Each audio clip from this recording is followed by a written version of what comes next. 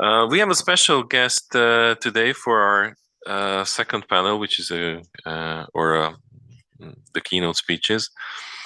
We have online here Miss Elisabeth Stern, who is actually not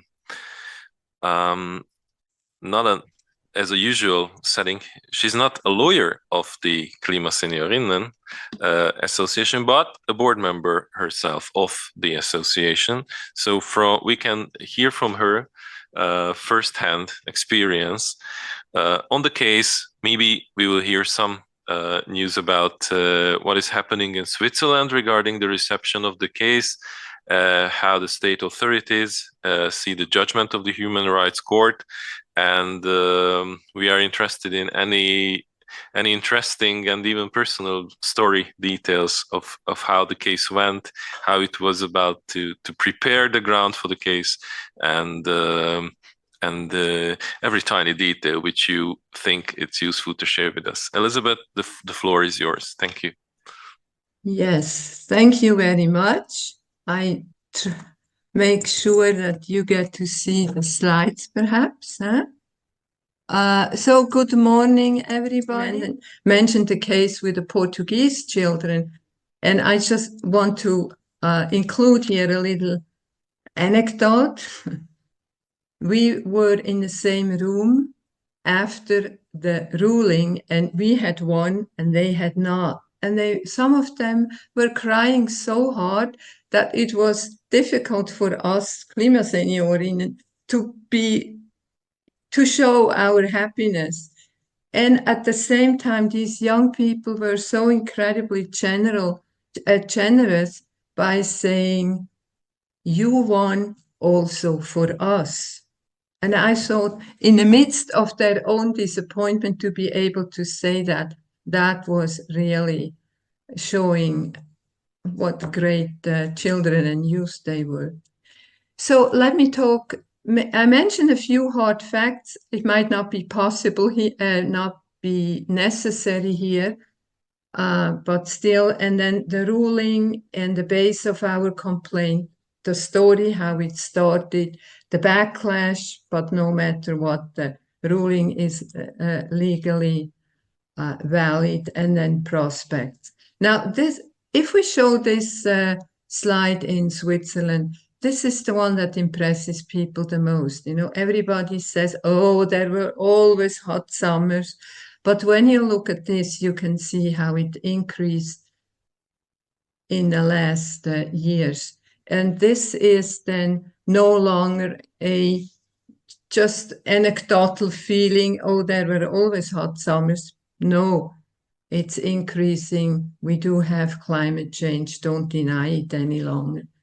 And also this illustration, the present climate policy Switzerland has, we are on a track of plus 3.2 degrees Celsius. And that everybody understands that cannot be, but this is what we are responsible for. So what was the basis of our complaint? First of all, the inadequate climate policy by our state. There is no question. As I have shown, we are on a track that is unacceptable. Then the increasing heat waves due to climate change, no question about that.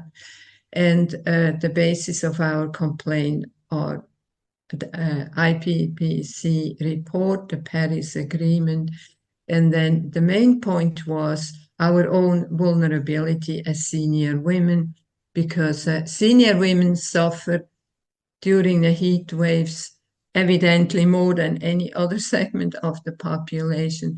And there are a high number of premature deaths during these heat waves. And the studies were done specifically on the hot summer of 2003.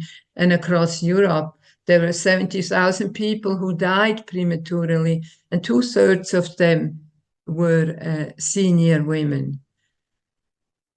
So this high vulnerability, but at the same time, it's also clear we are not only victims.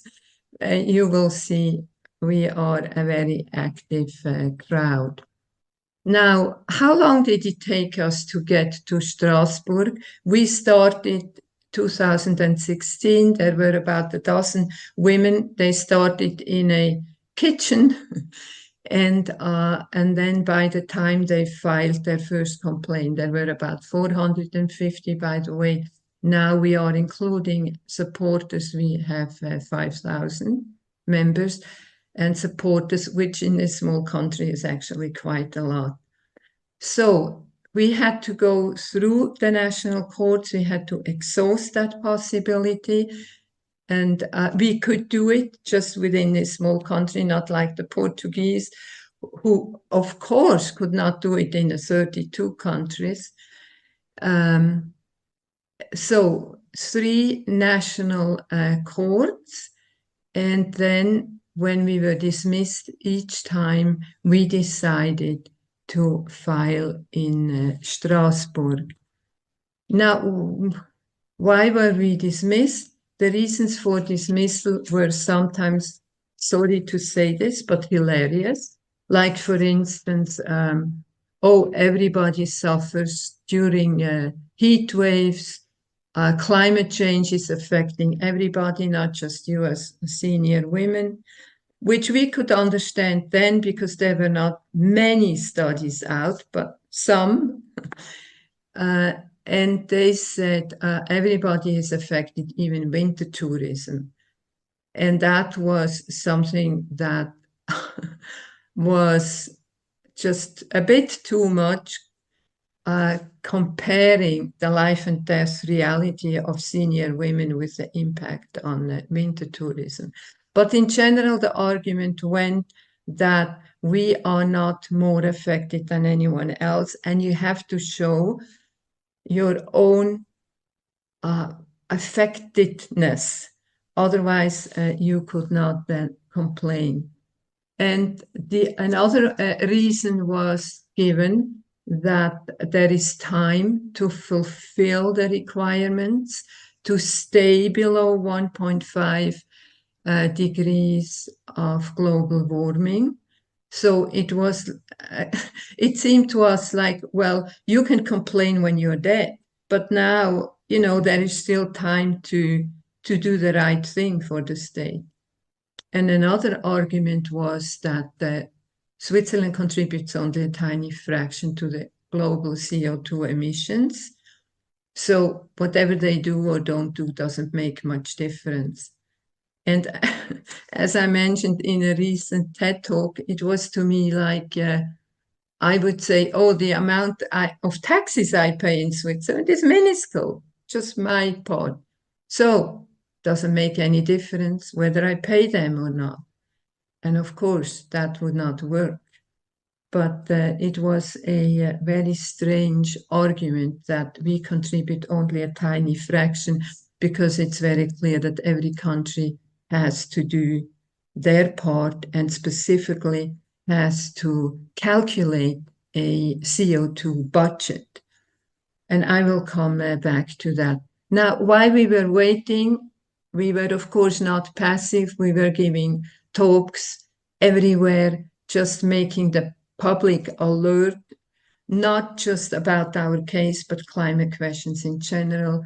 Here you can see a group of people hiking, and we took groups up to the melting glaciers, because that's the big thing in Switzerland. When I was growing up, our Alps were considered to be the water reservoir of Europe. Now this water reservoir is just melting, melting, melting, melting, and many glaciers disappeared altogether. And then finally, we could march to Strasbourg. And this is a picture going to the public hearing. This is you know what it is. And I leave this out. And then the ruling was very clear.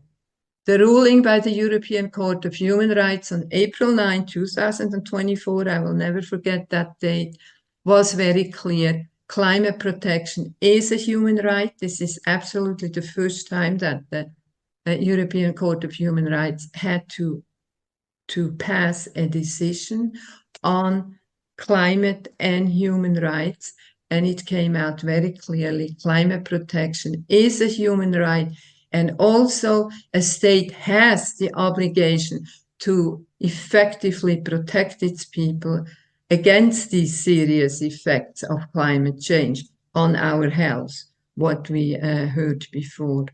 So you can imagine our joy was tremendous, because it wasn't just for us old folks.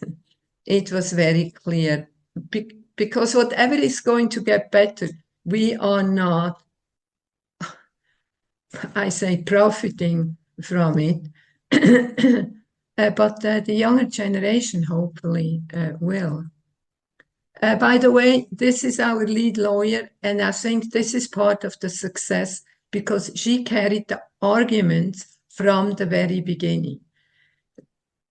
There were so many people arguing left and right and up and down, and she held her course, and she is still with us. And when she was started, she was only 34 years old. Now she is 42 and just going strong still. You probably got an idea or heard about the backlash that we suffered. So this whole debate, whether this ruling, this judgment from Strasbourg, is valid, is highly politically charged in this country, and both chambers, the lower and higher chamber, plus now the Federal Council, decided. The Federal Council is our governing board, 7 people who run the country, and they have decided that they are going to write back to the Committee of Ministers in Strasbourg that, yes, we honor this ruling, but actually we have fulfilled everything already, which is absolutely not true, and it's a dangerous argument. Anyway, so here in this country, actually, I considered it like a mutiny in the parliament, and at the same time, this high acceptance abroad. Still, now we have so many requests for participating on panels or giving presentations, and it's not debated whether this court had the right to expand the convention as it is argued here in this country or not. They did the right thing, and that is what we have to accept now. Now, what are our future prospects? Because the Swiss government had to react to the Committee of Ministers by the 9th of October. This is all very new, and we will look more closely at what the government exactly was saying, except just saying that we have fulfilled it. We will look at it more closely. That's what we will be busy with just for the next few months, possibly. And at the same time, we are retreating for about 3 days, end of this month, finally, to figure out what the KlimaSeniorinnen are going to do next. Because you can be sure we are not going to sit in a rocking chair. We will go on with our fight. I don't like that word, fight, actually. It sounds so military. But still, we will not be quiet. We argued we are the vulnerable ones, but we are not victims in that sense. And in a presentation just before, it was called a springboard, and that's what we hope. And we already know that about 11 cases that are somewhere within Europe dealt with in a national court already refer to our ruling. So this ruling does serve as a precedent. This is it. I try to make up some time, and I thank you for listening.